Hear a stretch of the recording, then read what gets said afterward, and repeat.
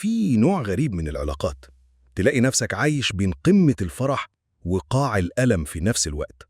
تتخيل كده شخص في يوم بيغرقك رسايل حب من أول ما تصحى لحد ما تنام، يهتم بكل تفاصيلك، يضحكك، يحسسك إنك أهم حاجة في الدنيا.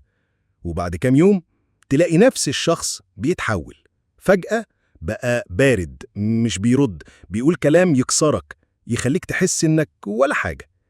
الغريب إنك مش بس متضايق، إنت بترجع تتمسك بيه أكتر، تستنى اللحظة اللي يرجع فيها زي الأول، نفس الحنان، نفس الاهتمام، وتفضل مستني كلمة، رسالة، لمسة، أي حاجة تديك نفس الإحساس اللي جربته في البداية. وده له اسم في علم النفس: ربطة الصدمة. يعني إيه؟ يعني الشخص اللي بيديك الحب هو نفس الشخص اللي بيسبب لك الألم. دماغك بيبدأ يربط الاتنين ببعض، كأن العلاقة كلها بقت سلسلة متكررة: حب واهتمام مبالغ فيه، بعدين جرح أو تجاهل، بعدين صلح ووعود جديدة، وهكذا. تلاقي نفسك عايش دايما على أمل المرحلة الجاية، اللي هو يرجع تاني زي الأول. زي بنت بتقول: هو ساعات بيضايقني وبيجرحني، بس أول ما يقول لي كلمة حلوة بحس إني طايرة. أو شاب كل مرة يتخانق مع حبيبته وتجرحه بكلام قاسي، يفضل مستني اللحظة اللي تبعت له فيها وحشتني، فينسى كل اللي حصل. الموضوع مش بس نفسي، دي كيمياء في المخ. في لحظات الحب والاهتمام المخ بيفرز مواد زي الدوبامين والأكسيتوسين، فتحس بالراحة والأمان. لما يجرحك أو يسيبك المواد دي تنهار فجأة، تحس بالقلق والوجع. وأول ما يرجع يديك اهتمام تاني، المخ يديك جرعة جديدة من السعادة، فتتعلق أكتر، كأنك مدمن مشاعر. عارف زي إيه؟ زي واحد بيلعب قمار، يخسر كتير، يتألم، بس يفضل متعلق باللحظة اللي ممكن يكسب فيها من جديد. أو زي طفل بيتعاقب جامد من أهله، وبعد شوية ياخد حضن منهم، عقله يربط إن الألم جزء من الحب. والأخطر إيه؟ إنك تبدأ تدافع عن الشخص اللي بيوجعك، تقول لنفسك هو مش قصده، يمكن أنا اللي عصبته، يمكن لو اتغيرت أو صبرت أكتر هيبقى أفضل. وتلاقي نفسك واقف قدام الناس كلها تقول: بس هو برضه بيحبني، محدش يعرفه زيي. إيه اللي بيحصل هنا؟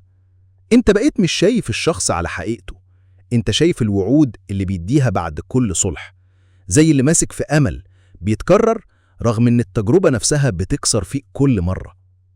لو ركزت هتلاقي علامات واضحة إنك مش قادر تبعد مهما حصل. كل مرة يسيبك مكسور، أول ما يرجع تفتح له الباب من غير تردد، تدافع عنه حتى وهو غلطان، تخاف تخسره أكتر من خوفك على نفسك. اللي بيحصل مش حب حقيقي، ده إدمان، إدمان لدوامة الألم والصلح.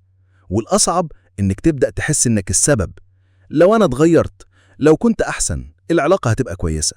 لكن الحقيقة المشكلة مش فيك، المشكلة في الدايرة السامة اللي انت محبوس فيها. وأكتر مثال بشوفه، واحدة في علاقة مع شخص دايما يخونها، يسيبها، يرجع يعيط ويقول سامحني أنا اتغيرت، وهي تصدقه كل مرة، لأنها متعلقة بالشخص اللي كان بيغرقها حب في الأول. أو واحد عايش مع شريك يقلل منه قدام الناس، يهينه، وبعدين يجي طبطب ويقول ما تزعلش انت أعز حد عندي، فيسامحه ويكمل.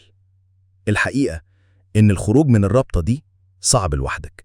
محتاج أول حاجة تعترف إنك في علاقة مؤذية مش حب حقيقي، محتاج تبني حدود وتتعلم تقول لأ، ومحتاج كمان مساعدة، سواء من صديق يفوقك أو متخصص يساعدك تكسر الحلقة دي.